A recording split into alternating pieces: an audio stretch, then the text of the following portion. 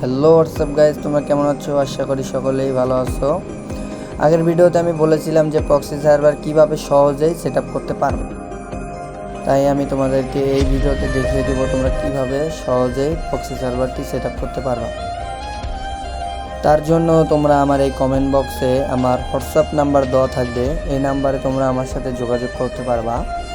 এই নাম্বারে তোমরা আমাকে ইনবক্স করার সাথে সাথে আমি তোমাদেরকে রিপ্লাই দিয়ে প্রক্সি সার্ভারটি নিজের হাত দিয়ে তোমাদেরকে খুলে দেব। অনেক ইউটিউবাররা আছে যে তোমাদেরকে লিঙ্ক ডাউনলোড করার পরেও এই প্রক্সি সার্ভারটি খুলে দিতে পারে না।